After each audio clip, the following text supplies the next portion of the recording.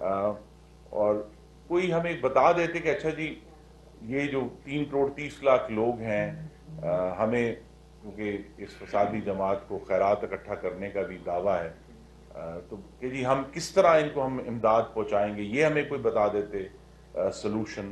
ہمیں یہ بتا دیتے کہ اس وقت جو پوری کوشش ہے کہ پورے ملک کے جو کاشتکار ہیں وہ آنے والے سیزن میں گندم کی بوائی کر سکیں، اس کا کیا طریقہ کار ہوگا اور کس طرح ان کی مدد کی جا سکتی ہے، یا جہاں جو ہے سیلاب کی وجہ سے کیچڑ پھیل گیا ہے تو وہاں کون سی فصل لگانی چاہیے. اس کی ہم نے کوئی بات نہیں سنی. عوام کی فلاح کا ایک لفظ بھی نہیں تھا. صرف میں اور میں تھا.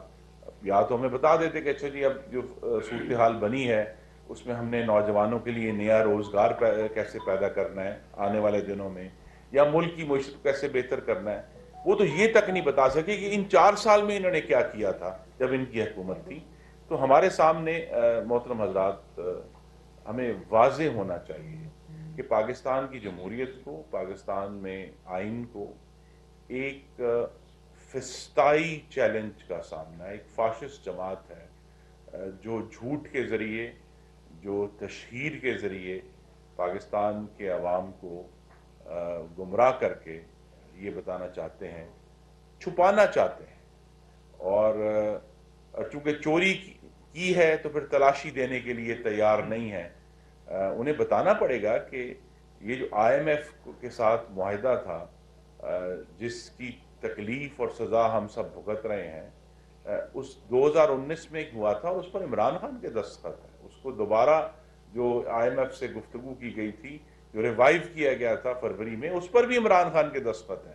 تو آج یہ سارے معاملات جن سے پاکستان کے عوام کو تکلیف ہے اس کے اوپر فسادی ٹھپا لگا ہوا ہے. اس آپ کے ہر بجلی کے بل پر ایک عمرانی ٹھپا لگا ہوا ہے. تو ہمیں واضح ہونا چاہیے کہ کس نے کیا کام کیا ہے. لیکن ظاہر ہے یہ تو نہیں آپ کو بتائیں گے کہ اسٹیٹ بینک کو تو انہوں نے بیچا تھا نا آئی ایم ایف کے سامنے. اسٹیٹ بینک کا جو بل ہے انہوں نے پاس کروایا تھا. تو ہم تو اس سودے کا حصہ نہیں تھے. اور جو سودے انہوں نے کیے ہیں وہ چاہے آپ کے سامنے ہیں. ابھی کل خبر آئی کہ یوٹیلیٹی سٹور میں ان کے دور میں 6 ارب روپے کا گھپلا ہوا، یا کووڈ فنڈز میں محترم خواتین 140 ارب کا گھپلا کم از کم ہوا. جو اٹارنی جنرل آڈیٹر جنرل نے کہا توشہ خانہ کا کوئی جواب نہیں ہے. اور لیکن اس کی جو بہترین مثال جو ہے وہ محمد شہباز شریف نے اپنے عمل سے قائم کی ہے کہ ان کو جو 35 کروڑ کی گھڑیاں ملی تھیں انہوں نے جیب میں نہیں ڈالی، وہ اپنے گھر نہیں لے کر گئے. وہ آج بھی پاکستان کے عوام کی امانت بن کر وزیر اعظم ہاؤس میں موجود ہے اور انشاءاللہ موجود رہیں گی. نہیں، عمران خان صاحب نے یہاں نہیں بتایا کہ جناب جو 54 ارب روپے انگلستان سے پاکستان کے عوام کو ملنے تھے ایک غیر قانونی منتقلی کی وجہ سے، اس کو عمران خان کی اور ان کی کابینہ نے اس پر ٹھپا لگایا تھا. اور وہ غائب ہو گئے ہیں 54 ارب روپے. ہمیں نہیں معلوم کہ وہ کہاں ہیں.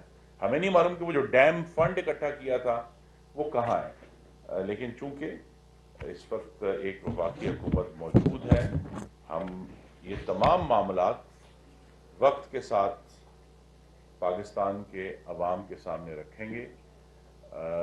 تو گوجرانوالہ میں بھی یہ اللہ تعالیٰ کا بڑا کرم ہے کہ محمد نواز شریف کا قلعہ قائم ہے، موجود ہے، رہے گا انشاءاللہ. اور کیونکہ ہم نے کام کر کے دکھایا ہے، ہم نے جتنے بھی اللہ تعالیٰ نے ہمت دی ہے ہم نے اس شہر کو سنوارا ہے، اس ملک کو سنوارا ہے، آج بھی سنوارنے کی کوشش کر رہے ہیں. اس ملک کو دیوالیے سے بچایا ہے. ایک دن بھی جو ہے یہاں پیٹرول کی شارٹیج نہیں ہونے دی، قائم رکھا ہے. بہت تکلیف ہے، میں خود ذاتی طور پر اس کا دکھ ہے مجھے اس بات کا بجلی کے بلوں کی. لیکن حقیقت یہی ہے کہ جتنی ہمت تھی شہباز شریف نے اس ملک کے 74% صارفین کو ریلیف دیا ہے فیول پرائس ایڈجسٹمنٹ میں. جو 300 یونٹ کا انہوں نے فیصلہ کیا تو وہ ریلیف دے دیا گیا ہے. اس میں ہم دیر بھی نہیں کرتے ریلیف دینے میں، فوری طور پر وہ ریلیف دے دیا گیا ہے. تو یہ سب کام جو ہیں وہ ہمارے سامنے ہونے چاہیے. جنہوں نے کام نہیں کیا وہ بھی ہمارے سامنے ہونے چاہیے, اور انہوں نے جو پاکستان کا بیڑا غرق کیا ہے, پاکستان کی خود مختاری کا سودا کیا ہے, وہ بھی ہمارے سامنے ہونا چاہیے. یہ بات ہمیں یاد رکھنی ہے کہ پاکستانیوں کی آزادی, پاکستانیوں کی ترقی کے دشمن کبھی بھی ہماری راہبری نہیں کر سکتے. تو انشاءاللہ یہ جو آج کا فتنہ اور فساد ہے, یہ اگلے چند مہینوں میں آپ کے سامنے ایکسپوز ہو جائے گا, اور انشاءاللہ اس ملک میں جمہوریت اور آئین کی عملداری قائم رہے گی. عمران خان نے کل اپنے جلسے میں کہا ہے کہ ہمارے دور میں بجلی کا یونٹ 18 روپے تھا, آج ٹیکس ڈال کر 54 سے 60 روپے کا یہ جو پرائم منسٹر کی حکومت ہے یہ دے رہی ہے. دوسروں نے کہا کہ پاکستان جو ہے وہ جلد آئی ایم ایف کی رپورٹ کے مطابق سری لنکا بننے جا رہا ہے. اس حوالے سے اور ایک اور ایڈ کر لیجیے کہ کل شہباز شریف صاحب کی جو آئی ایم ایف سے ساتھ ان کی تقریر تھی, اس کے بڑے میمز بنا کے چلائے گئے ہیں. دیکھیے تماشا لگانا تو ہمارا مقصد نہیں ہے. یہ عمران خان کا فسادی تماشا ہے جس کی طرف آپ نے ریفرنس دیا ہے. اگر عمران خان میں اتنی قابلیت ہوتی تو وہ وقت کے ساتھ ساتھ پاکستان کو آگاہ کرتے کہ کیا چیلنجز ہیں, اور ان کے لیے بڑا آسان ہے کہہ دینا کہ جی ہمارے دور میں اتنا تھا اور آج اتنا ہے.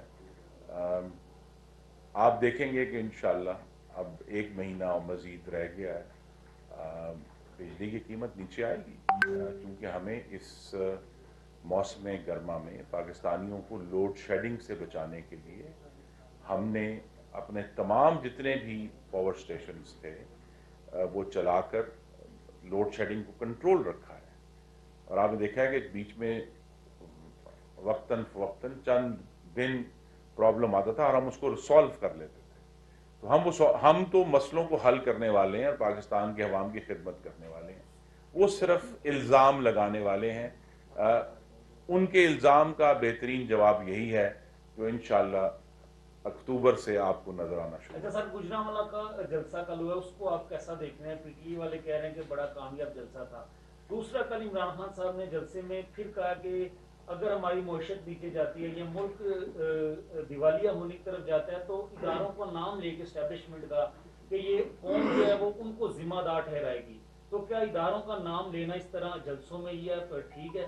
اور جلسے کی قوم ذمہ دار ٹھہرائے گی اس فسادی عمرانی ٹولے کو جنہوں نے پاکستان کی معیشت کو تباہ کیا, اپنے عمل سے بھی اور اپنی گفتگو سے بھی. جب پاکستان کے وزیر اعظم جا کر پوری دنیا میں پاکستان کو بدنام کرے گا کہ یہاں سے منی لانڈرنگ ہوتی ہے, تو پھر پاکستان فاٹف سے باہر نہیں آئے گا. یہ بات واضح ہونی چاہیے.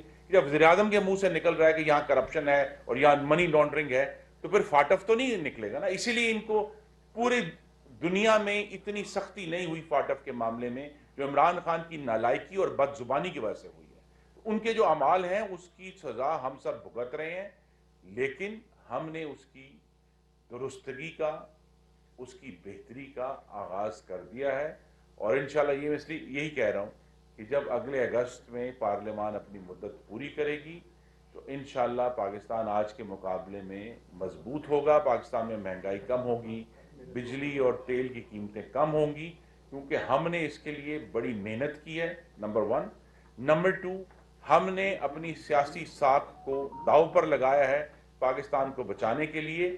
یہی پرابلم ہے کہ جب جو شخص دعوے دار ہے مقبولیت کا وہ ہمیں یہ دھمکی دے گا کہ پاکستان سری لنکا بننے لگا ہے, تو یہ دھمکی پوری دنیا میں جائے گی کہ جی ان کے تو اپوزیشن والے جو ایک رہنما ہے وہ یہ کہہ رہے ہیں.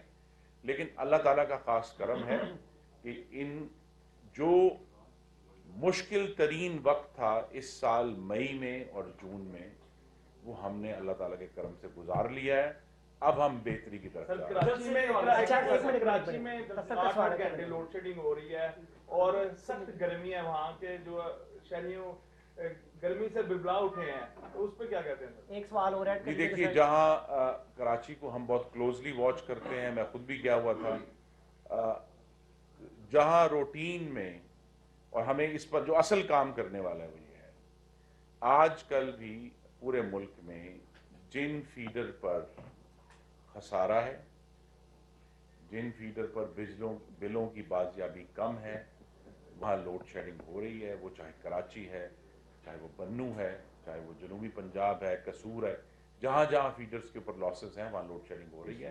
लेकिन असल जो चैलेंज है हमारे लिए वो ये है कि हम इन टेक्नोलॉजी के इस्तेमाल से इन फीडर्स पर वो पाकिस्तानी जो बिल देना चाहते हैं और बिल दे रहे हैं उनको किस तरह बिजली पहुंचाई जाए, और जो नहीं दे रहे उनको किस तरह इससे महफूज रखा जाए, ये हमारा चैलेंज है। अच्छा सर, वज़ीर-ए-आज़म ने जो 300 यूनिट का रिलीफ दिया था, क्या वो 1 महीने के लिए था या अगले महीने जो बिल आएंगे उसमें भी वो रिलीफ बरकरार रहेगा? जी, वो 1 महीने का रिलीफ था, और ये मैं आपके तो बहुत शुक्रिया आपका अपने सवाल पूछा। फ्यूल प्राइस एडजस्टमेंट हर महीने इसका तयन होता है।